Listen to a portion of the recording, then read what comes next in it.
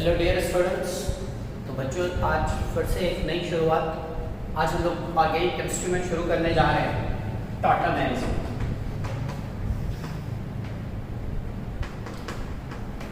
ठीक है बच्चों, तो बेसिकली टॉटोमेरिज्म स्ट्रक्चरल आइसोमेरिज्म का एक पार्ट है।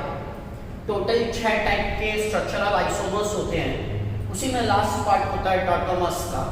लेकिन अक्सर हम लोग इसे इंडिपेंडेंटली ही पढ़ते हैं, क्लियर है? क्योंकि एक तो क्या है कि इसके ऊपर जेईई या नीट में क्वेश्चंस भी आ जाते हैं परसेंटेज इनॉलिक कंटेंट के ऊपर, और इसके अलावा भी इसका बहुत ज़्यादा इंपॉर्टेंस है। आगे चल के ऑर्गेनिक केमिस्ट्री में जब हम लोग बहुत सारे रिएक्शंस पढ़ रहे होंगे तो बहुत सारे रिएक्शंस की मैकेनिज्म को डेराइव करने में टॉटोमेरिज्म का काम आता है, क्लियर है? तो इसलिए इसका इंपॉर्टेंस काफ़ी ज़्यादा है। चलिए बच्चों शुरू करते हैं टॉटोमेरिज्म को। टॉटोमेरिज्म का ही एक नाम है प्रोटोट्रॉपिज्म। प्रोटोट्रॉपिज्म, टॉटोमेरिज्म को ही हम लोग प्रोटोट्रॉपिज्म बोलते हैं due to H+ shift. H+ proton है, ये तो सब लोग जानते हैं। टॉटोमेरिज्म फेनोमेनन के अंदर प्रोटोन की शिफ्टिंग होती है, H+ की शिफ्टिंग होती है। इसी के कारण हम लोग इसे प्रोटोट्रॉपिज्म भी बोलते हैं। बच्चों इसी का एक और नाम है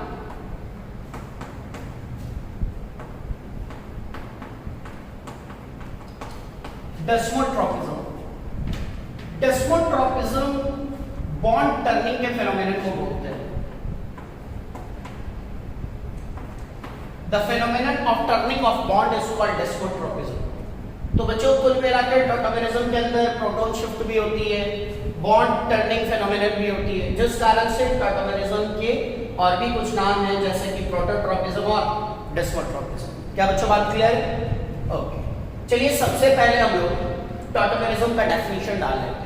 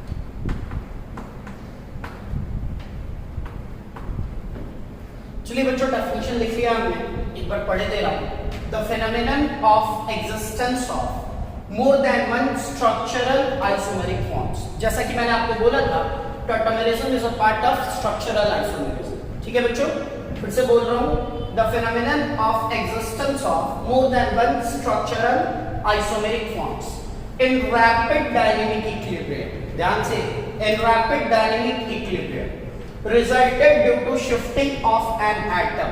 ठीक है, और जनरली हमारे लिए वो एटम कौन सा होएगा? हाइड्रोजन एटम होएगा। क्या बच्चों बात क्लियर है? is called as tautomerism and the resulted isomers are called as tautomers। तो बच्चों ये है टॉटोमेरिज्म का डेफिनेशन, क्लियर है? बट अभी आप सिर्फ इस डेफिनेशन को कॉपी करके छोड़ दीजिए। जैसे जैसे हमारा डिस्कशन आगे प्रोग्रेस करेगा आपको ये पूरा मुद्दा अच्छे से समझ में आ जाएगा। तो अभी आपको सिर्फ क्या करना है, इस डेफिनेशन को कॉपी कर लेना है। ठीक है बच्चों, जल्दी कॉपी कीजिए फिर आगे बढ़ेंगे। तो चलिए बच्चों, अभी हम लोग बात करेंगे कि आखिर ऐसा क्या हुआ कि मार्केट में टॉटोमेरिज्म नाम की चीज को लॉन्च करना पड़ा। देखिएगा जरा,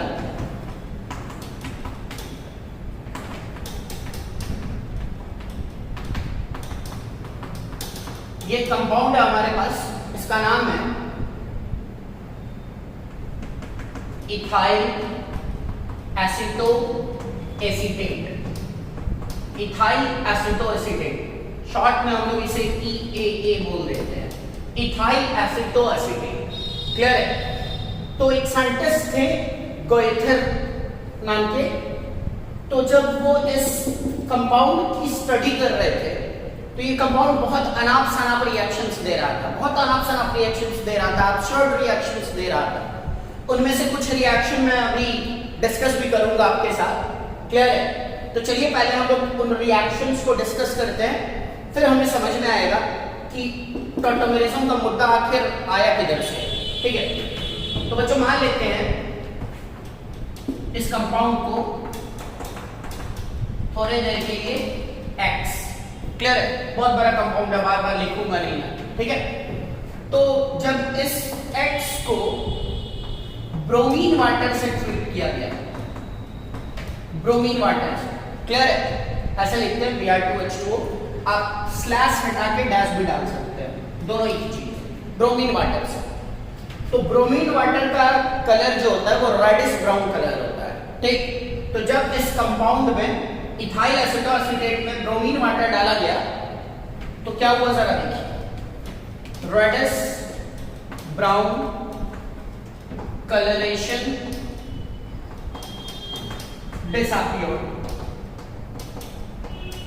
ठीक है, फिर से बताऊं, ब्रोमीन वाटर का कलर रेडिश ब्राउन होता है। जब इस कंपाउंड में ब्रोमीन वाटर डाला गया तो रेडिश ब्राउन कलर डिसअपियर हो गया। क्लियर है बच्चों? अगर किसी कंपाउंड में ब्रोमीन वाटर डालने से उसका रेडिश ब्राउन कलर डिसअपियर होता है, इट मींस कि उस कंपाउंड में या तो कार्बन कार्बन डबल बॉन्ड है या कार्बन कार्बन ट्रिपल बॉन्ड है। क्लियर है बच्चों? इस रिएक्शन को हम लोग बोलते हैं test of unsaturation, test of unsaturation. Clear? अब जरा ध्यान से इसको देखिए, आपको कहीं नहीं दिखेगा कार्बन कार्बन में डबल बॉन्ड या कार्बन कार्बन में ट्रिपल बॉन्ड। यहाँ जो डबल बॉन्ड है कार्बन का वो ऑक्सीजन के साथ। क्या बच्चों बात क्लियर है? तो आपको इस कंपाउंड में कहीं भी कार्बन कार्बन में डबल बॉन्ड या triple bond, it means carbon carbon में मल्टीपल बॉन्ड, इट मींस कि अनसैचुरेशन नहीं दिखेगा। क्लियर? तो कायदे से जब इसमें ब्रोमीन वाटर डाला गया, जब इसमें ब्रोमीन वाटर डाला गया, क्लियर, तो ये रेडिश ब्राउन कलर डिसअपियर नहीं होना चाहिए। क्लियर? क्योंकि ये तो टेस्ट ऑफ अनसैचुरेशन है। अगर ये कंपाउंड अनसैचुरेटेड होता, क्लियर, एल्कीन एल्काइन या एल्कीन और एल्काइन का कॉम्बिनेशन एल्कीनाइन ऐसा कुछ होता तो फिर ब्रोमीन वाटर कलर डिसअपियर होता, ये तो समझ में आता है। क्लियर? लेकिन ये वाला कंपाउंड क्या कर रहा था? रेडिश ब्राउन कलरेशन को डिसअपियर कर रहा था। अब ये रिएक्शन होना तो नहीं चाहिए था, बट ये रिएक्शन लैब में हो रहा था। इसको देख के साइंटिस्ट लोगों का दिमाग खराब हो गया। क्लियर? उसके बाद और भी कुछ रिएक्शंस करवाए गए। चलिए और भी कुछ रिएक्शंस डिस्कस करते हैं हम लोग। यहाँ पे मैं हेडिंग डाल देता हूँ, reaction base of tautomerism.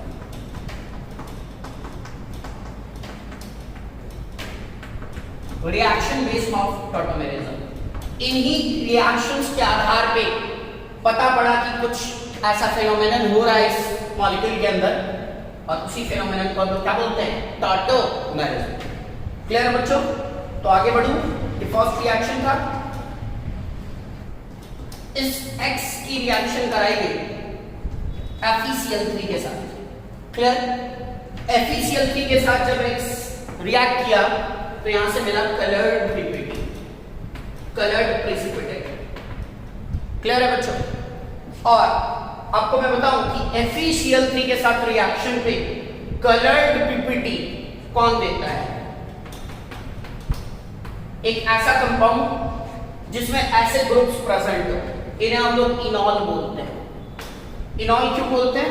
Carbon carbon double bond तो इन हो गया, एल्कीन का इन, और OH के लिए क्या सफिक्स यूज करते हैं हम लोग? ऑल, OL, तो हो गया ना इनॉल। क्लियर है बच्चों? या फेनॉल भी हो सकता है, फेनॉल भी इस कंडीशन को सेटिस्फाई कर रहा है, कार्बन कार्बन डबल बॉन्ड। क्या बच्चों बात क्लियर है? और यहाँ OH, पक्की बात? ओके। तो कुल मिला के मुद्दा यह है कि अगर कभी किसी सब्सटेंस को एफिशिएंसी के साथ ट्रीट किया जाए और अपने को कलर्ड पीपीटी ऑब्टेन हो, इट सिंपली मींस कि उस कंपाउंड के पास क्या होना चाहिए? इनॉलिक ग्रुप प्रेजेंट होना चाहिए। आप देख सकते हैं कि इसमें कोई इनॉलिक ग्रुप नहीं है, ना तो कार्बन कार्बन में डबल बॉन्ड है और ना ही यहाँ OH ग्रुप है। क्या बच्चों बात क्लियर है? फिर भी ये X FeCl3 के साथ कलर्ड पीपीटी दे रहा है। क्या ये वाला रिएक्शन भी बहुत कंफ्यूजिंग था? आखिर X ऐसा कर क्यों रहा है? X को ऐसा नहीं करना चाहिए था। X को ब्रोमीन वाटर को भी डिकलराइज नहीं करना चाहिए था, क्योंकि ब्रोमीन वाटर को वही लोग डिकलराइज करते हैं जहां पे क्या हो? कार्बन कार्बन में मल्टीपल बॉन्ड्स प्रेजेंट हो।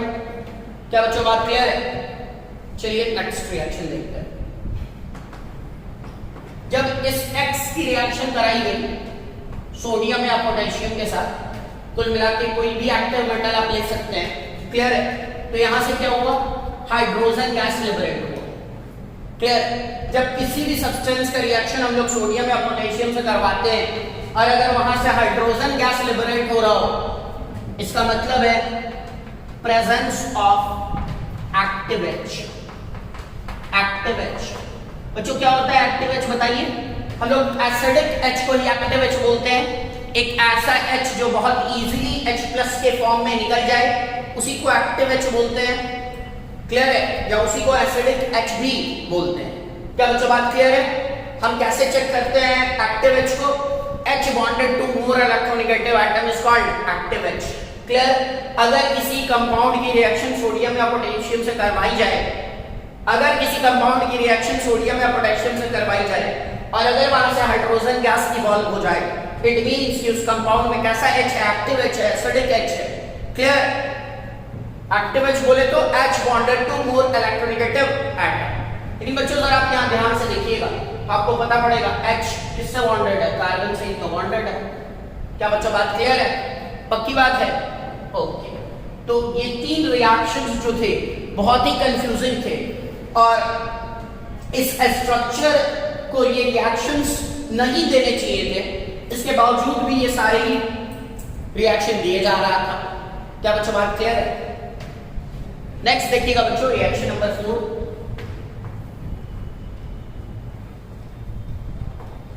X को 2,4-DNP के साथ ट्रीट किया गया।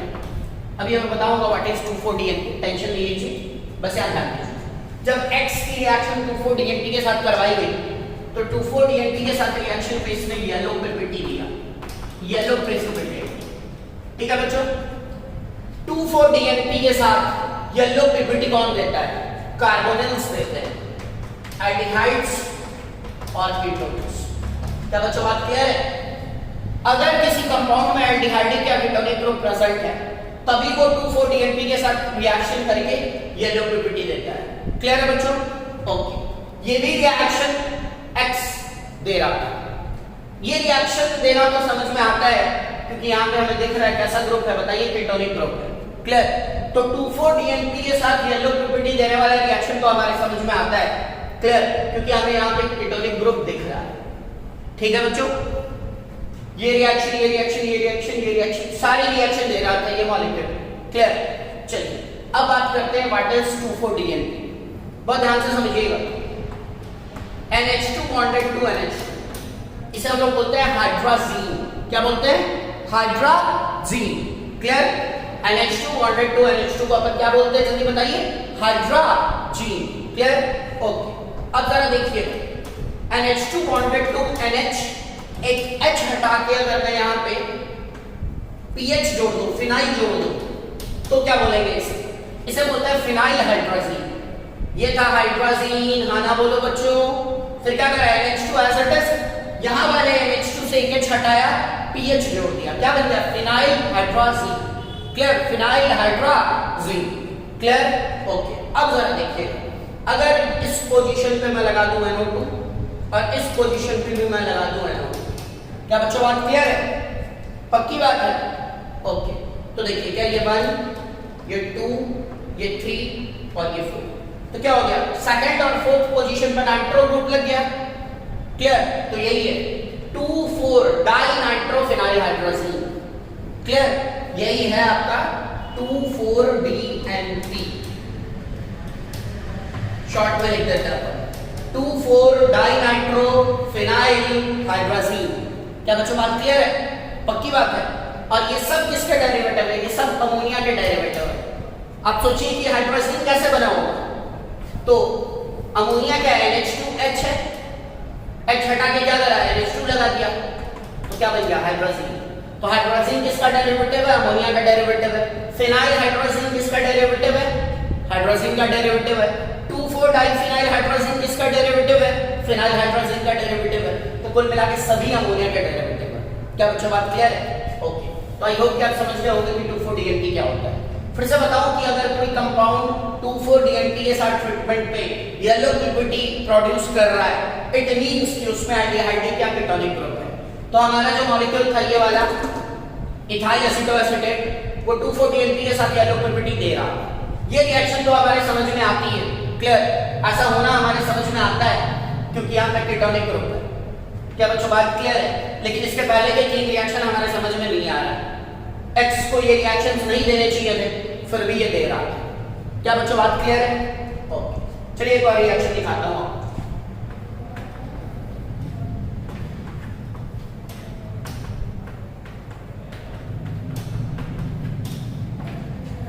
NaOH और I2 के साथ जब अपन ने X को ट्रीट किया, बच्चों इसे हम लोग बोलते हैं आयोडोफॉर्म रिएक्शन। नाम इंपॉर्टेंट नहीं है अभी के लिए, इसलिए अभी नाम नहीं लिख रहा हूं, ठीक है। जब X को हमने NaOH और I2 के साथ ट्रीट किया तो वापस से यहां से मिला येलो पीपीटी। अब मुद्दा है कि I2 और NaOH के साथ कौन से कंपाउंड्स येलो पीपीटी देते हैं। तो बच्चों ऐसे कंपाउंड्स येलो पीपीटी देते हैं जिसमें मिथाइल कीटो ग्रुप प्रेजेंट है। Methyl keto group, C double bond is keto, it is bonded to methyl, इसी ग्रुप को अपन मिथाइल कीटो बोलते हैं। जब आप देखेंगे तो आपको क्लियरली दिखेगा कि यहाँ पे मिथाइल कीटो ग्रुप प्रेजेंट है। क्या बच्चों बात क्लियर है? तो I2 प्लस NaOH के साथ X का येलो पीपीटी देना, ये रिएक्शन भी हमारे समझ में आता है। क्या बच्चों बात क्लियर है? फिर से बताइए, I2 और NaOH के साथ कौन से कंपाउंड्स येलो पीपीटी देते हैं? ऐसा कोई भी कंपाउंड जिसमें मिथाइल कीटो ग्रुप प्रेजेंट है। क्लियर है? इसे अपन आयोडोफॉर्म रिएक्शन बोलते हैं। बच्चों मैं आपको पहले एक चीज बताऊं, ये जो हमने 5 रिएक्शंस यहाँ पे लिखे हैं, एक को हम लोग ऑर्गेनिक केमिस्ट्री में बोलते हैं POC, प्रैक्टिकल ऑर्गेनिक केमिस्ट्री। जब लैब में हमारे पास कोई केमिकल पड़ा होता है तो हम डिफरेंट रिएक्शंस के थ्रू ही जज कर पाते हैं कि वो पर्टिकुलर केमिकल है कौन सा। क्या बच्चों बात क्लियर है? तो इनको हम लोग बोलते हैं प्रैक्टिकल ऑर्गेनिक केमिस्ट्री। ये सब आप फिर से पढ़ेंगे प्रैक्टिकल ऑर्गेनिक केमिस्ट्री में। क्लियर? तो बच्चों अब आते हैं कंक्लूजन। साइंटिस्ट के पास ये स्ट्रक्चर था, ये कंपाउंड था। क्लियर? कुछ ऐसे टेस्ट मिल रहे थे जो इसे देना चाहिए था। क्लियर? इस टेस्ट से क्या क्लियर हुआ कि इस मॉलिक्यूल के अंदर क्या है बताइए? कार्बोनिल ग्रुप है। क्लियर? पक्की बात है, एल्डिहाइड या कीटो कार्बोनिल बोलते हैं ना। तो 2,4-DNP वाले रिएक्शन से पता पड़ा कि इस मॉलिक्यूल में क्या है? कार्बोनिल ग्रुप है। ये तो सही चीज है, हमें दिख रहा है इसमें कार्बोनिल ग्रुप है। आयोडोफॉर्म रिएक्शन से क्या पता पड़ा कि इसमें मिथाइल कीटो ग्रुप है। हमें ये भी दिख रहा है कि इसमें मिथाइल कीटो ग्रुप है। क्या बच्चों बात क्लियर है?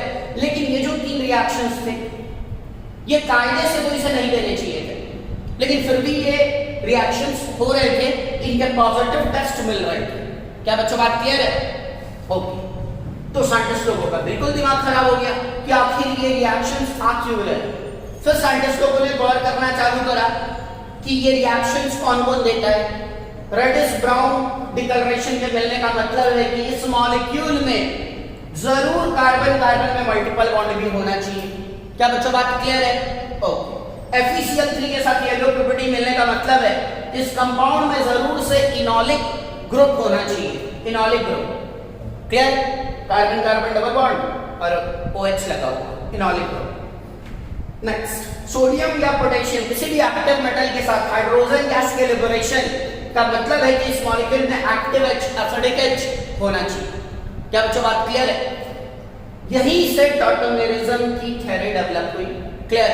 चलिए मैं आपको अब समझाता हूं कि टॉटोमर्स होते क्या है, टॉटोमेरिज्म फेनोमेनन होता क्या है।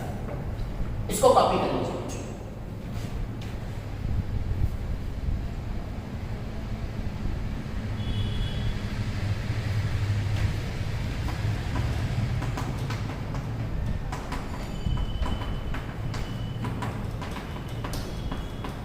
तो बच्चों यही है हमारे लिए क्या, EAA इथाइल एसिटोएसिटेट। क्लियर। अब देखिए यहां पे क्या होगा, इस वाले H को मैं हाईलाइट कर रहा हूं, ठीक। ये वाला H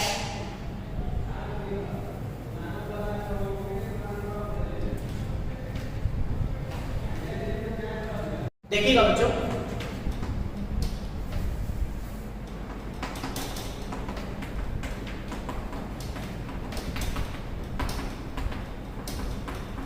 यही है हमारे पास इथाइल एसिटोएसिटेट। क्लियर। देखिएगा बच्चों होता क्या है यहां पे, CH2 को मैं ऐसे हाईलाइट करके लिख रहा हूं। एक्चुअली ये वाला पाई बॉन्ड इधर शिफ्ट हुआ। क्लियर। ये वाला पाई बॉन्ड इधर शिफ्ट हुआ, इस कार्बन का नया बॉन्ड बना, नया बॉन्ड बना तो पुराना बॉन्ड टूटेगा, ये वाला बॉन्ड टूट जाता है और ये बॉन्ड इधर शिफ्ट हो जाता है। इट मींस हाइड्रोजन यहां माइग्रेट कर जाता है ऑक्सीजन में। क्लियर। अब खुद देखो कि जब ये पाई बॉन्ड टूटेगा यहां से तो ऑक्सीजन की वैलेंसी फ्री होगी, तो ये H इधर आके चिपक जाएगा। क्लियर। तो क्या बनेगा जरा देखिए, CH3 COH डबली बॉन्डेड, क्या डबल बॉन्ड आ चुका है बच्चों, CH। Clear. C double bond O C2H। क्या बच्चों बात क्लियर है, पक्की बात है। अब देखिए चूंकि यहां क्या है, C double bond O group है, इसलिए हम लोग इसे कीटो ग्रुप बोल रहे हैं। वैसे इसमें एस्टर भी है। क्लियर। बट यहां पर टॉटोमेरिज्म में हम लोग इसे कीटो फॉर्म बोलेंगे। क्या बोलेंगे, कीटो फॉर्म। वैसे इसमें एस्टर ग्रुप भी है, सबको दिख रहा है, C double bond O R ester group भी है, बट हम लोग इसे टॉटोमेरिज्म में कीटो फॉर्म बोलेंगे। ठीक। और यहां इसे हम लोग बोलते हैं इनॉल फॉर्म। क्यों बोलते हैं इनॉल फॉर्म, अब आप खुद समझ जाएंगे। Carbon carbon multiple bond, double bond, इनॉल हो गया। कार्बन कार्बन डबल बॉन्ड, इन हो गया, OH लगा है, ऑल हो गया, तो इनॉल फॉर्म। क्या बच्चों बात क्लियर है। अब समझिए जरा होता क्या है कि अगर मान लीजिए कि हमने टेस्ट ट्यूब में किसे लिया, इथाइल एसिटोएसिटेट को लिया। क्लियर। तो ये वाला मॉलिक्यूल तुरंत से इक्विलिब्रियम मेंटेन कर लेता है इस वाले मॉलिक्यूल के साथ। ठीक। इट मींस कि इसमें कीटो फॉर्म हमने लिया था। क्लियर। बट कीटो फॉर्म किसमें कन्वर्ट होने लगा, इनॉल फॉर्म में भी। तो टेस्ट ट्यूब में किसी भी पर्टिकुलर टाइम इंस्टेंट पे आपको के फॉर्म भी मिलेगा, कीटो फॉर्म भी मिलेगा, और आपको ई फॉर्म भी मिलेगा, इनॉल फॉर्म नहीं मिलेगा। यही कारण है कि जब हम लोग जिस टेस्ट ट्यूब में क्या रखा था, इथाइल एसिटोएसिटेट, जब उसमें हमने क्या डाला, ब्रोमीन वाटर। क्लियर। तो क्या हुआ था, रेडिश ब्राउन कलर डिसअपीयर हो गया था। क्लियर। अब रेडिश ब्राउन कलर का डिसअपीयर होना इसके कारण तो पॉसिबल नहीं है, लेकिन ये वाला फॉर्म इस वाले फॉर्म के साथ कोएग्जिस्ट करता है, इक्विलिब्रियम मेंटेन कर लेता है। क्या बच्चों बात क्लियर है। तो इनॉल फॉर्म में तो आपको दिख ही रहा है कार्बन कार्बन में डबल बॉन्ड। क्या बच्चों बात क्लियर है। इसी कारण से क्या हुआ था, रेडिश ब्राउन कलर डिसअपीयर हुआ था। ठीक। जब हमने इसमें FeCl3 डाला तो कायदे से FeCl3 के साथ कलर्ड PPT देने का काम इसका तो नहीं है। क्लियर। वो काम किसका था, वो काम किसका था, इसमें इनॉलिक ग्रुप प्रेजेंट है। क्या बच्चों बात क्लियर है, पक्की बात है। जब हमने इसमें क्या डाला बताइए, एक्टिव मेटल डाला, तो हाइड्रोजन गैस लिबरेट करने का काम इसका तो नहीं है, इसके पास तो एक्टिव H नहीं है, H bonded to more electronegative atom नहीं है, वो तो यहाँ है, OH ग्रुप में है। क्या बच्चों बात समझ में आ रही है। क्लियर। फिर जब हमने इसमें 2,4-DNP डाला, 2,4-DNP डाला, तो ध्यान से देखिएगा, 2,4-DNP के साथ येलो PPT देने का काम किसका होता है, कार्बोनिल ग्रुप का होता है। इसमें ये कार्बोनिल ग्रुप नहीं है, ये एस्टर है। क्लियर। इट मींस वो काम किसने किया होगा, इसने किया होगा। क्या बच्चों बात समझ में आ रही है, इसमें दिख रहा है ना कार्बोनिल ग्रुप।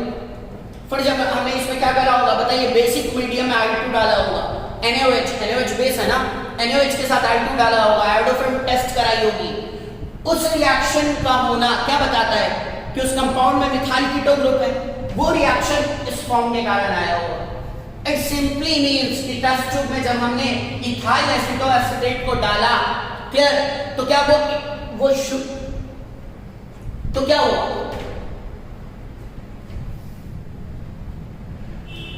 बच्चों इट सिंपली मींस कि जब हमने टेस्ट ट्यूब में इथाइल एसिटोएसिटेट को डाला होगा, क्लियर, तो क्या वो कीटो फॉर्म इनॉल फॉर्म में भी कन्वर्ट होना चालू हो गया होगा, क्लियर, और ये दोनों फॉर्म्स टेस्ट ट्यूब में कोएग्जिस्ट कर रहे होंगे। क्या बच्चों बात क्लियर है? तो बेसिकली ये रिएक्शन बेस था टॉटोमेरिज्म का। साइंटिस्ट लोग को आइडिया कैसे लगा कि इस टाइप का मॉलिक्यूल किसी इस टाइप के मॉलिक्यूल में भी कन्वर्ट होता है, ये इंटर कन्वर्जन है बच्चों, ठीक है। देखिए हमने रिवर्सिबल एरो यूज करा है, कीटो इनॉल में जाएगा, इनॉल कीटो में आएगा। क्या बच्चों बात क्लियर है? ऐसे ही मैं आपको बताऊं कि साइंटिस्ट लोगों ने एक चीज और ऑब्जर्व करा कि जिस भी कंपाउंड में ऐसे ग्रुप्स प्रेजेंट थे, जिस भी कंपाउंड में ऐसे ग्रुप्स प्रेजेंट थे, क्लियर, वो कार्बोनिल्स के सारे टेस्ट देते थे। ध्यान से समझिएगा, जिस भी कंपाउंड में ऐसे ग्रुप्स प्रेजेंट थे वो कार्बोनिल्स के सारे टेस्ट देते थे। हाँ, तो क्या होगा, कीटो एल्डिहाइड या कीटोन वाले ग्रुप्स इनॉल में कन्वर्ट होंगे, उसी तरीके से इनॉल वाले ग्रुप्स कार्बोनिल में कन्वर्ट होंगे, एल्डिहाइड या कीटोन में कन्वर्ट होंगे। क्या बच्चों बात क्लियर है? पक्की बात है। इसलिए हमने डेफिनेशन में लिखी है वो रैपिड डायनामिक इक्विलिब्रियम वाली बात, ठीक है, पक्की बात है। और देखिए यहाँ क्या हुआ, बॉन्ड टर्न हुआ, बिल्कुल हुआ। क्या H+ की शिफ्टिंग हुई? बिल्कुल हुई। क्या बच्चों बात क्लियर है? इसी फेनोमेनन को हम लोग क्या बोलते हैं, टॉटोमेरिज्म, क्लियर। तो अभी तक मैं आपको बता रहा था कि आखिर टॉटोमेरिज्म का कॉन्सेप्ट आया किधर से, क्लियर है, क्या जरूरत पड़ गई इस कॉन्सेप्ट की, वो बता रहा था, ठीक है। तो ये बेसिक एक इंट्रोडक्शन था, क्लियर है बच्चों। चलिए अब हम अपने डिस्कशन को आगे बढ़ाते हैं। चलिए बच्चों एक चीज और देखिए भाई, एक एग्जांपल करते हैं। इसे हम लोग क्या बोलेंगे, कीटो फॉर्म बोलेंगे। क्या बच्चों बात क्लियर है? जिस भी कंपाउंड में सी डबल बॉन्ड होगा उसे हम लोग टॉटोमेरिज्म में क्या बोलेंगे, कीटो फॉर्म बोलेंगे, ठीक है। ओके, वैसे आपको पता ही होगा कि एल्डिहाइड और कीटोन्स को हम लोग कार्बोनिल या कीटो बोलते हैं, ठीक है। तो देखिएगा बच्चों होता क्या है, बेसिकली ध्यान से समझिएगा। ये जो कार्बोनिल ग्रुप है ना, इसके कार्बन को हम लोग बोलते हैं ज़ीरो कार्बन। क्या बोलते हैं, ज़ीरो कार्बन। इसके ठीक पास वाला sp3 कार्बन अल्फा कार्बन, ठीक। तो ये वाला कार्बन भी क्या हो गया, अल्फा कार्बन, क्लियर। सबसे पहले आपको चेक करना है कि अल्फा पोजीशन पे H है या नहीं। क्या चेक करना है, अल्फा पोजीशन पे H है या नहीं। इट सिंपली मींस कि आपको चेक करना है कि सबस्ट्रेट के पास, मॉलिक्यूल के पास अल्फा H है या नहीं। क्या बच्चों बात क्लियर है? ओके, तो चलिए यहां से मैं एक अल्फा H को हाईलाइट कर रहा हूं। सबसे पहले समझिए होता क्या है बच्चों, ये वाला पाई बॉन्ड यहां पे शिफ्ट करेगा, क्लियर, और ये वाला H यहां जाएगा, क्लियर। तो बताइए जरा क्या होगा, CH2, clear, double bond, clear, OH, CH3। तो बच्चों ये कीटो फॉर्म था, और ये कौन सा फॉर्म है बताइए, इनॉल फॉर्म। ये कीटो फॉर्म था, ये कौन सा फॉर्म है जल्दी बताइए, इनॉल फॉर्म है। क्या बच्चों बात क्लियर है? ये दोनों एक दूसरे के क्या कहलाते हैं, टॉटोमर्स। क्या बच्चों बात क्लियर है?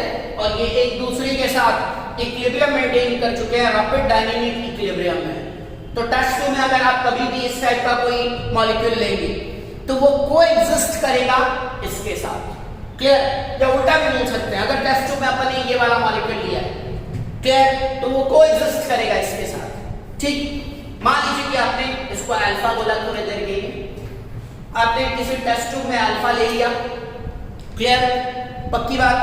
अब आपने कोई ऐसी रिएक्शन करा दी अल्फा की, क्लियर, जो रिएक्शंस कायदे से कौन देते थे, एसिड मॉलिक्यूल्स देते थे जिनमें ये वाला ग्रुप था, क्लियर। तो बताइए क्या ये अल्फा वो रिएक्शंस देगा या नहीं देगा? बिल्कुल देगा, बिल्कुल देगा, क्लियर। तो शुरू में साइंटिस्ट लोगों के लिए ये बहुत एक कंफ्यूजन का मुद्दा था, क्लियर, कि ये मॉलिक्यूल एल्डिहाइड या कीटोन के रिएक्शन कैसे दे सकता है। बात समझ में आ रही है? और यहीं से ये वाली थ्योरी लॉन्च हुई, क्लियर। अब ऐसा तो नहीं ना कि साइंटिस्ट ने सपने में देखा होगा इस बॉन्ड को इधर ना जाओ, इसको इधर भगाओ और ये बना लो। तो यहाँ पे हर चीज रिएक्शंस की प्रोग्रेस होती है बेसिकली, क्लियर है। तो ये सब हम लोग एक्सपेरिमेंटल इंटरप्रिटेशन देख रहे हैं टॉटोमेरिज्म का। क्या बच्चों बात क्लियर है? बहुत तरीके के टॉटोमेरिज्म होते हैं और धीरे धीरे हम लोग सारे टॉटोमेरिज्म पढ़ेंगे। उसमें सबसे पहला और सबसे इंपॉर्टेंट होता है कीटो इनॉल टॉटोमेरिज्म। क्लियर है? जो अभी हम लोग देख रहे हैं, ठीक है?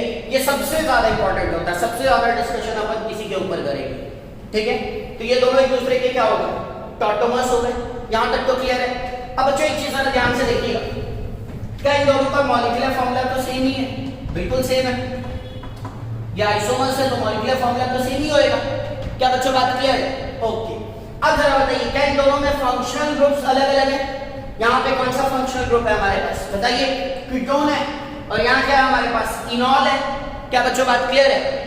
Same molecular formula, different functional groups. Same molecular formula, different functional groups. क्या लगता है ये एक दूसरे के क्या हैं? Functional isomers. क्या एक दूसरे के क्या है ये? Functional isomers. बच्चों ऐसा लगता है, लेकिन भूल के भी ऐसा नहीं बोलेंगे, ठीक है? ऐसा लगता है लेकिन ऐसा बोलेंगे नहीं। ऐसा लगता क्यों है?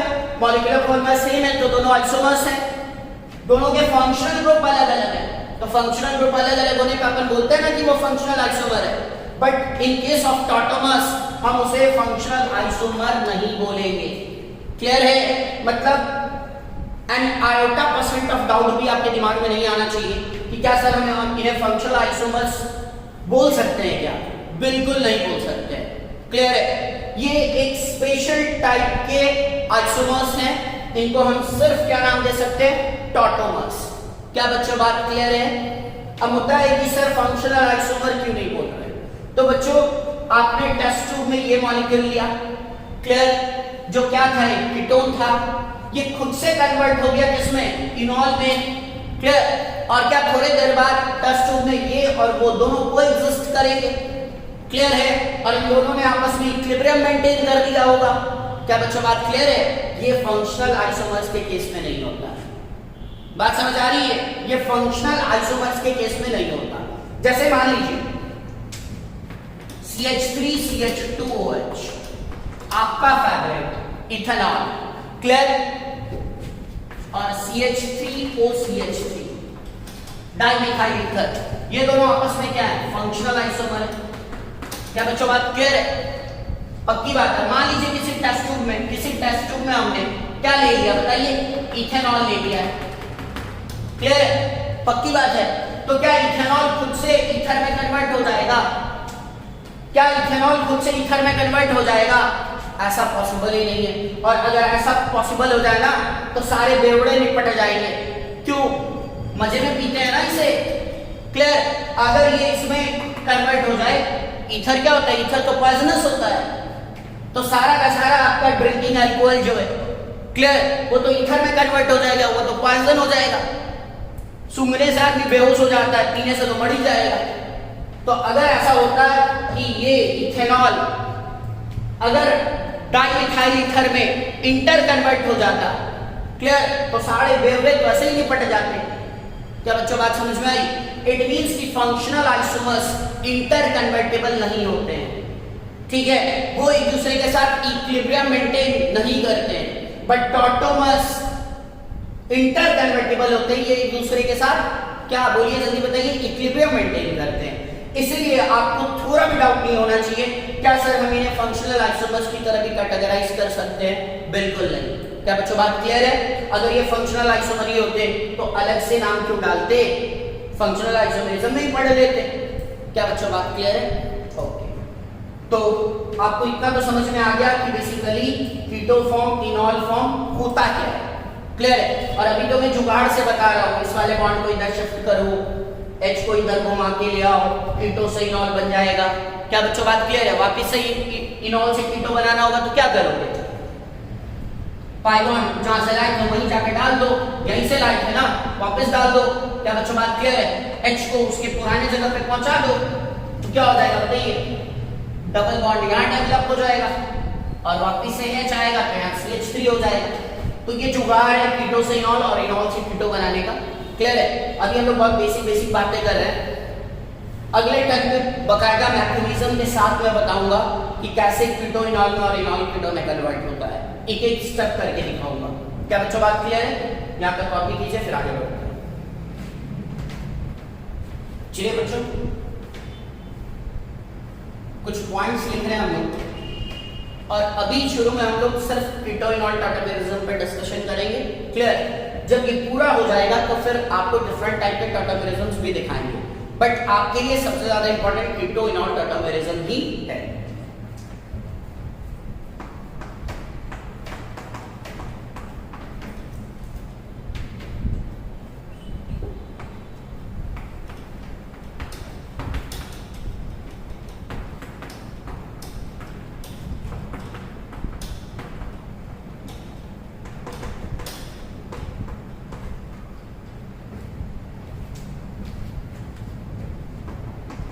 चलिए बच्चों, यहाँ पे कुछ स्ट्रक्चरल रिक्वायरमेंट्स हैं टॉटोमेरिज्म के लिए। Clear?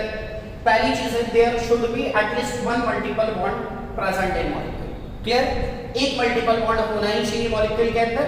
Next, at least one H atom should be present at conjugate position to pi bond। Conjugate position to pi bond। Such H atom is called as enolizable H। Clear? और अगर आप ध्यान से देखेंगे तो आपको पता पड़ेगा कि इनोलाइजेबल H अल्फा H को ही बोलते हैं। बच्चों GOC में हम लोग पढ़ते हैं ना अल्फा H हाइपर कॉन्जुगेशन में, तो अल्फा H जो होता है उसी को हम लोग टॉटोमेराइजेबल H या इनोलाइजेबल H भी बोलते हैं। कीटोइनॉल क्या है? टॉटोमर्स है, तो कीटो का इनॉल में कन्वर्ट होना या इनॉल का कीटो में कन्वर्ट होना। क्लियर? इसी को हम लोग इनोलाइजेशन या टॉटोमेराइजेशन भी बोलते हैं। तो बेसिकली जो अल्फा H होता है उसी को इनोलाइजेबल H या क्या बोलते हैं बताइए? टॉटोमेराइजेबल H।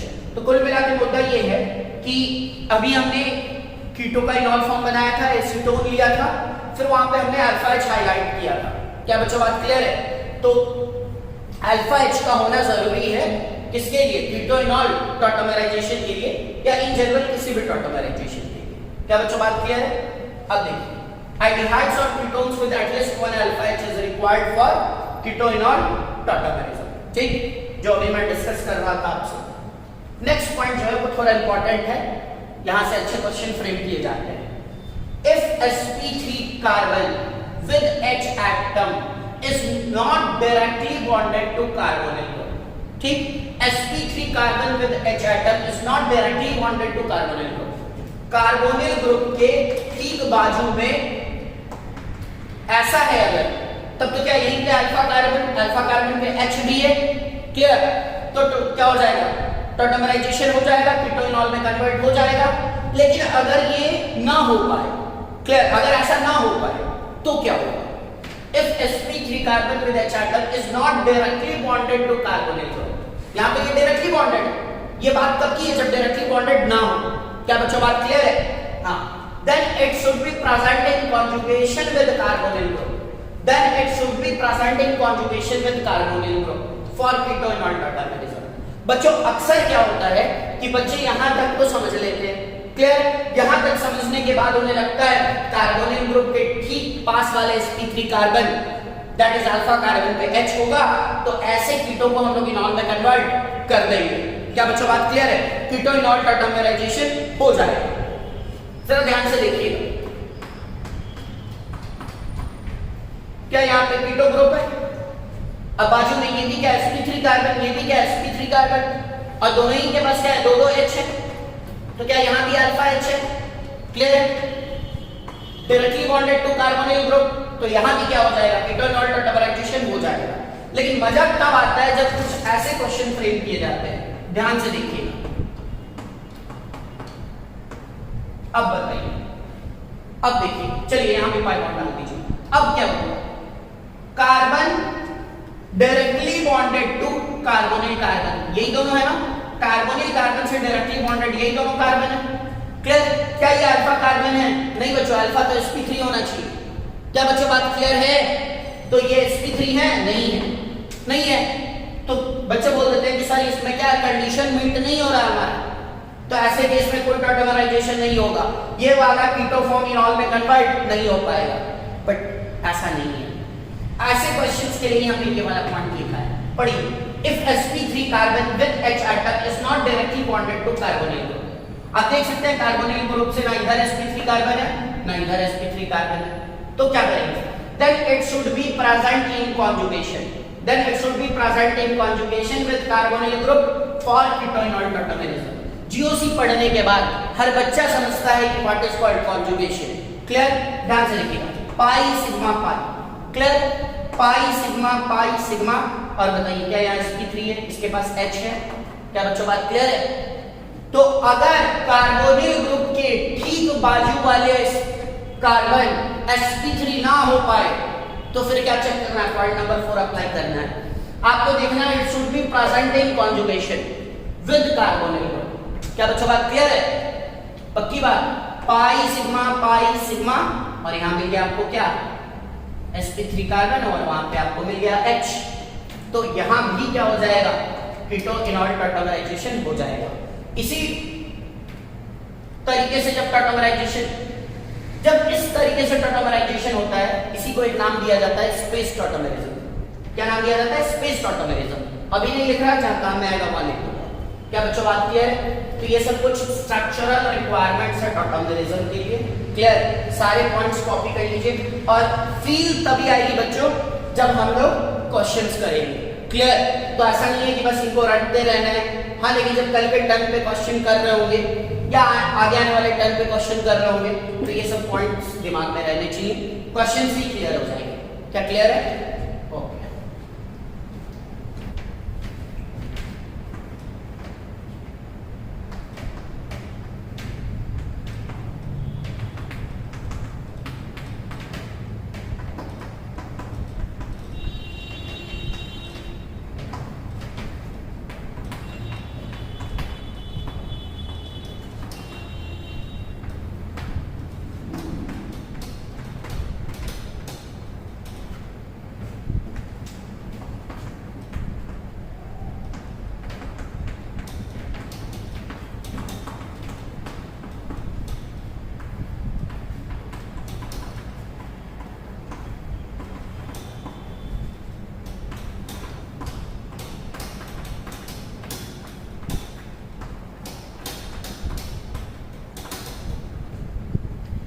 जैसा मैंने बच्चों आपको थोड़ी देर पहले बताया था, tautomers must not be considered as functional isomers. ठीक है? Tautomers must not be considered as functional isomers irrespective of having different functional groups। Different functional group होने के बावजूद भी अपन टॉटोमर को फंक्शनल आइसोमर की तरह कैटेगराइज नहीं कर सकते हैं। रीजन क्या है? रीजन क्या है? तो बच्चों पहला रीजन है as tautomers are interconvertible।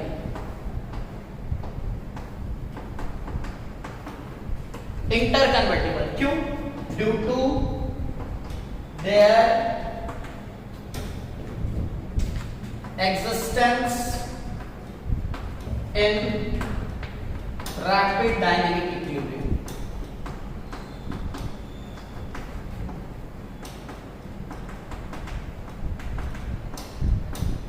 क्या बच्चों बात क्लियर है? आप टेस्ट ट्यूब में कीटो फॉर्म लेंगे, वो कन्वर्ट होना चालू हो जाएगा तो इसमें इनॉल फॉर्म में। क्लियर है? लेकिन ऐसा नहीं होता कि अगर आपने टेस्ट ट्यूब में क्या लिया हो बताइए, इथेनॉल लिया हो तो वो खुद से डाइमिथाइल ईथर में कन्वर्ट हो जाए। ऐसा नहीं होता। क्या बच्चों बात क्लियर? ऐसा होगा तो मतलब दुनिया ही पलट जाएगी। क्लियर? तो as tautomers are interconvertible due to their existence in rapid dynamic equilibrium. Next,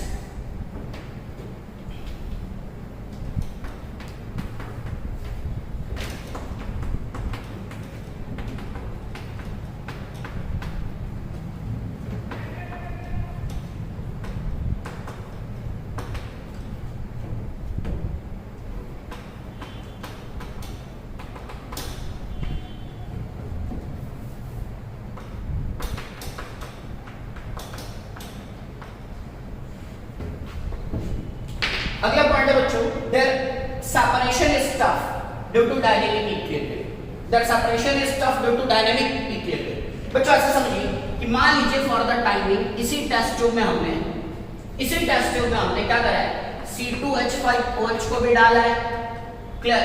और CH3OCH3 को भी डाला है। क्लियर है? ये दो आपस में फंक्शनल आइसोमर्स हैं। इनका सेपरेशन बहुत आसान होगा बच्चों। क्लियर है? क्योंकि इनके बहुत सारे फिजिकल और केमिकल प्रॉपर्टीज में डिफरेंस आएगी। क्लियर? अगर अपन सिंपल इनको बॉयल ही कर देना, क्लियर, तो क्या होगा, इथेनॉल्स तो बहुत वोलेटाइल होते हैं, तुरंत से वेपराइज हो जाएंगे, क्लियर, तुरंत से वेपराइज हो जाएंगे। लेकिन इथेनॉल की बॉइलिंग पॉइंट तो 79 डिग्री होती है। क्या बात समझ आ रही है? तो ईथर क्या होगा, बहुत लो टेम्परेचर पे वोलेटाइल है, वेपराइज हो जाएगा, तो इस ईथर बहुत जल्दी वेपर के फॉर्म में निकल जाएगा, उसे किसी दूसरे कंटेनर में अपन सेपरेट कर लेंगे, जिससे क्या होगा बताइए, इथेनॉल एक कंटेनर में, ईथर दूसरे कंटेनर में रह जाएगा। क्या बच्चों बात क्लियर है? ये तो मैंने जस्ट आपको एक तरीका बताया है, बहुत सारे तरीके हैं इनके सेपरेशन के, क्लियर? लेकिन टॉटोमस को सेपरेट करना उतना आसान नहीं है। क्या क्लियर है? अगर मान लीजिए कि किसी टेस्ट ट्यूब में 1 और 2 ये दोनों आपस में टॉटोमस है, ये पड़े हुए थे, by using any sort of means आपने इनको सेपरेट कर लिया, क्लियर? अब इसमें सिर्फ 1 रखा आपने और इसमें सिर्फ 2 रखा आपने, थोड़े देर बाद आप देखेंगे तो इसमें 1 के साथ 2 भी होगा और इसमें 2 के साथ 1 भी होगा। क्यों? इंटर कन्वर्टिबल है। अगर इसमें सिर्फ कीटो रखा होगा तो कीटोइनॉल में कन्वर्ट होने लगेगा, थोड़ी देर बाद टेस्ट ट्यूब में कीटोइनॉल दोनों मिलेंगे। अगर इसमें इनॉल रखा होगा तो इनॉल कीटो में भी कन्वर्ट होगा, थोड़ी देर बाद टेस्ट ट्यूब में इनॉल और कीटो दोनों ही मिलेंगे। क्या बच्चों बात समझ में आ रही है?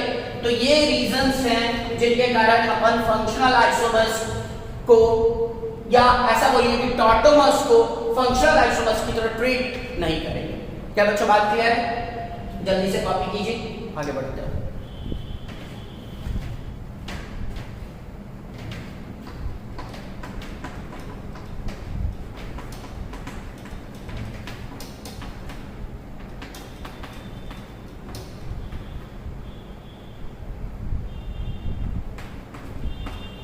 देखिए बच्चों, अभी हमने बोला था कि टॉटोमस का सेपरेशन क्या है, मुश्किल है, क्लियर? लेकिन ऐसा नहीं है कि इम्पॉसिबल सॉर्ट ऑफ नहीं है, क्लियर है? हमारे पास कुछ जुगाड़ होते हैं टॉटोमस के सेपरेशन के लिए। अगर मान लीजिए if any isomeric form is present in large access, बच्चों अगर ऐसा हो जाए ना तो इनका सेपरेशन आसान हो जाता है, क्लियर है? If any isomeric form is present in large access, जरा खुद सोचिए कि क्या कीटो और इनॉल फॉर्म क्या रैपिड डायनेमिक इक्विलिब्रियम में एक दूसरे के साथ? अगर कोई एक फॉर्म बहुत ज्यादा अमाउंट में है तो क्या होगा बताइए, इक्विलिब्रियम बिल्कुल उसकी तरफ शिफ्टेड होगा। क्या बच्चों बात समझ में आ रही है? इक्विलिब्रियम बिल्कुल उसकी तरफ शिफ्टेड होगा, ठीक? अब आप सोचिए, मान लेते हैं थोड़े देर के लिए कि कीटो इनॉल ये दोनों एक दूसरे के साथ क्या बताइए, रैपिड डायनेमिक इक्विलिब्रियम में, ठीक? और मान लीजिए कि कीटो वाला ज्यादा अमाउंट में प्रेजेंट है। क्या बच्चों बात क्लियर है? ओके। अगर हम लोग टेस्ट ट्यूब से इसको निकालें तो क्या होगा? क्या लीचार्ड प्रिंसिपल लगेगा? क्या बच्चों बात समझ में आ रही है? तो क्या होगा बताइए, जो रिमूव्ड कंपोनेंट होता है उसी को अपन प्रोडक्ट बनाते हैं, पक्की बात। तो जैसे टेस्ट में इसका कंसंट्रेशन कम होएगा, क्या ये रिएक्शन और किधर भागेगा? कीटो की तरफ, जिससे क्या होगा, और आपको कीटो मिलने लगेगा। क्या बच्चों बात समझ में आई? पक्की बात है, कंफर्म? ओके, एक तो ये चीज हो गई। दूसरी चीज, अगर कोई एक फॉर्म बहुत ज्यादा अमाउंट में होएगा, क्लियर, तो हम लोग उसके करस्पॉन्डिंग कोई रिएक्शन, केमिकल रिएक्शन भी करवा सकते हैं, ठीक है, जिससे वो सेपरेट हो जाए। क्या बच्चों बात क्लियर है? ओके। दूसरी चीज हम लोग क्या कर सकते हैं, जरा देखिए। दूसरी चीज हम लोग कर सकते हैं,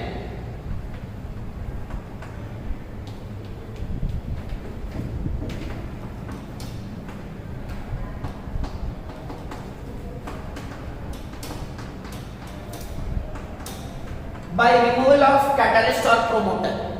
बच्चों क्या होता है कि इन रिएक्शंस में हम लोग कैटलिस्ट यूज करते हैं, क्लियर है? कैटलिस्ट क्या करता है आपको पता ही है, क्लियर है? और प्रोमोटर्स क्या होते हैं? प्रोमोटर्स कैटलिस्ट के एक्टिविटी को एनहांस करते हैं। क्या बच्चों बात क्लियर है? क्या आप ऐसे भी कह सकते हैं कि प्रोमोटर्स ही कैटलिस्ट को एक्टिव करते हैं? ठीक है, किसी रिएक्शन को कैटालाइज करने के लिए। तो अगर आप क्या करेंगे, कैटलिस्ट या प्रोमोटर जो डाला था रिएक्शन में उसे ही हटा देंगे तो रिएक्शन रुक जाएगी। क्या बच्चों बात क्लियर है? तो रिएक्शन रुक जाएगी तो इंटर कन्वर्टिबिलिटी बंद हो जाएगी, तो फिर इनका सेपरेशन हो जाएगा।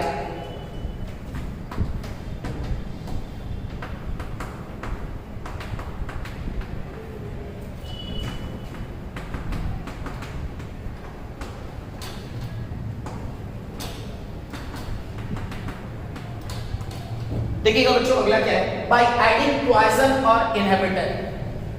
पॉइजन जो यहाँ पे यूज करते हैं हम लोग, वो क्वार्ट्ज का मटेरियल यूज करते हैं, ठीक है। सस्ते में काम चलाना हो तो सिलिका से भी काम हो जाता है, बट क्वार्ट्ज इज ऑथेंटिक। बच्चों पॉइजन और इनहिबिटर क्या करता है, रिएक्शन के रेट को बहुत ज्यादा स्लो कर देता है। आप कैटलिस्ट क्यों हटा रहे थे? कैटलिस्ट हटा ही इसलिए रहे थे कि रिएक्शन किसी सिग्निफिकेंट रेट के साथ प्रोसीड ना कर पाए, ठीक। तो एक और तरीका है कि आप उसमें पॉइजन या इनहिबिटर डाल दीजिए, रिएक्शन बिल्कुल डेड हो जाएगा। क्या बच्चों बात क्लियर है? तो क्या होगा, इंटरकन्वर्टिबिलिटी बंद हो जाएगी, तो फिर इनको हम सेपरेट कर पाएंगे। ये मैंने ऐसे ही आपको नॉलेज के लिए बता दिया है, इन चीजों का नॉलेज होना चाहिए, आप इनको थ्योरेटिकली भी दिमाग में रख सकते हैं। क्या बच्चों बात क्लियर है? हाँ, ज्यादा फाइट नहीं है, बहुत नॉर्मल सी चीजें हैं। तो सेपरेशन के कुछ तरीके, अगर कोई एक स्पीशीज लार्ज एक्सेस में हुआ, क्लियर, और अगर हम लोग उसे क्या करें, रिमूव कर दें, तो क्या मान लीजिए चार्ट्रियल प्रिंसिपल वर्क करने लगेगा। क्या बच्चों बात क्लियर है? दूसरी चीज, अगर वो लार्ज एक्सेस में है तो हम लोग वहां कोई रिएक्शन बेस भी यूज कर सकते हैं, उसका कोई पर्टिकुलर रिएक्शन भी करा सकते हैं जो वो कर लेगा, लेकिन दूसरा form let's say keto form कर लेगा लेकिन इनॉल फॉर्म नहीं कर पाएगा। वहां से हम लोग क्या करेंगे, पीपीटी वगैरह बना के उसको सेपरेट कर लेंगे। सिंपल है बच्चों, ठीक है। तो ये बस थ्योरेटिकल पॉइंट्स है, इनको ज्यादा इंपॉर्टेंस नहीं देना है। कॉपी नीचे आगे बढ़ते हैं। ठीक, पॉइंट देखिएगा बच्चों,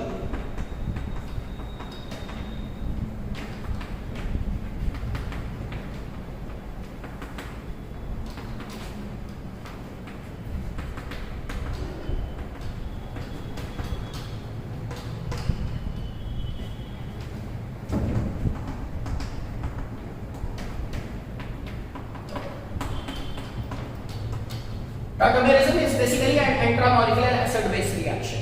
ये एक विजुअलाइजेशन का तरीका है, हम इस तरीके से भी टॉटोमेरिज्म के कॉन्सेप्ट को विजुअलाइज कर सकते हैं। अब होता है sir what is intramolecular acid base reaction? आप ऐसे समझिए, strong acid plus strong base giving weak acid plus weak base, ठीक है बच्चों। तो वैसे तो नॉर्मल कन्वेंशन क्या है, acid plus base gives salt plus water, clear. लेकिन अगर हमने उसी रिएक्शन को इस पैटर्न पे लिख दिया है, ऑर्गेनिक केमिस्ट्री में हम ऐसा लिख सकते हैं, बिल्कुल वैलिड है ऐसा लिखना, strong acid plus strong base reversibly giving weak acid plus weak base, clear है। आपको पता है कि स्ट्रॉन्ग तो वीक दे सकता है लेकिन वीक स्ट्रॉन्ग नहीं दे सकता है। क्या बच्चों बात क्लियर है? तो ये फॉरवर्ड रिएक्शन में ही स्पॉन्टेनियस होएगा ये वाला रिएक्शन। जब किसी एसिड बेस रिएक्शन को हम इस तरीके से विजुअलाइज करें, strong acid plus strong base giving weak acid plus weak base, तो उसी को बोला जाता है इंट्रामॉलिक्यूलर एसिड बेस रिएक्शन। क्या बच्चों बात क्लियर है? ये अपने अंदर ही क्या करेंगे, एसिड बेस रिएक्शन करेंगे। जैसे हम कहेंगे लेट्स से कि ये स्ट्रॉन्ग एसिड है, ये वीक एसिड है, ये स्ट्रॉन्ग बेस है, ये वीक बेस है, तो इसी को हम लोग बोलते हैं इंट्रामॉलिक्यूलर एसिड बेस रिएक्शन। क्या बच्चों बात क्लियर है? फिर से बता दूं, strong acid plus strong base giving weak acid plus weak base, ये विजुअलाइज करने का तरीका है और ये कंसेप्चुअली बिल्कुल करेक्ट है, क्योंकि हम सबने क्या पढ़ा हुआ है बताइए, आयनिक इक्विलिब्रियम। हम सबको पता है कि स्ट्रॉन्ग एसिड वीक एसिड बना सकता है, स्ट्रॉन्ग बेस वीक बेस बना सकता है, but converse is not true. Weak acid कभी स्ट्रॉन्ग एसिड नहीं बना सकता, वीक बेस कभी स्ट्रॉन्ग बेस नहीं बना सकता। तो बेसिकली टॉटोमेरिज्म को भी हम लोग इंट्रामॉलिक्यूलर एसिड बेस रिएक्शन की तरह देख सकते हैं। क्या बच्चों बात क्लियर है?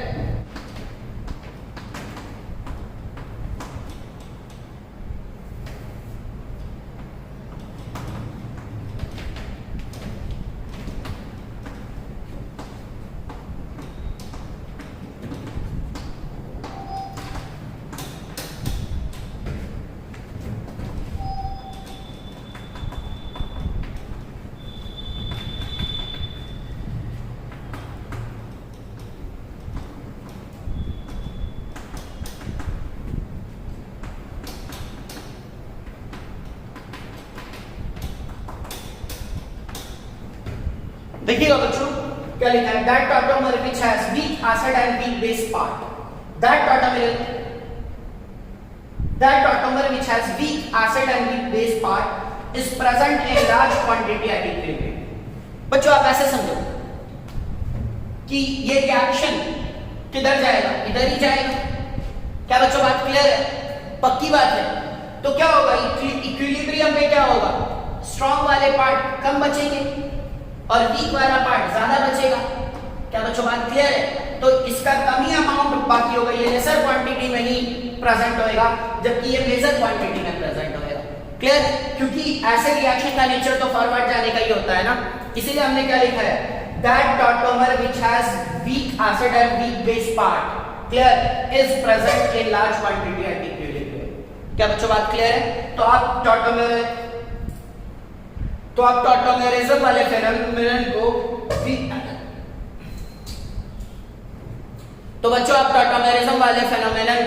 एसिड बेस कॉन्सेप्ट की तरह भी विजुअलाइज कर सकते हैं। क्या बच्चों बात क्लियर है।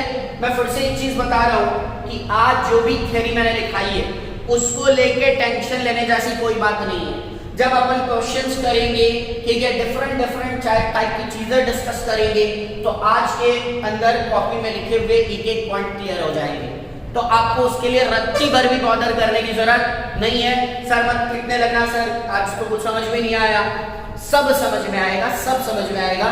बस इन पॉइंट्स को नोट डाउन कर लो, ठीक, आगे सारी चीजें क्लियर हो जाएंगी। ठीक है बच्चों, तो बाकी बातें नेक्स्ट टाइम पे करेंगे। तब तक के लिए बाय एंड स्टे सेफ।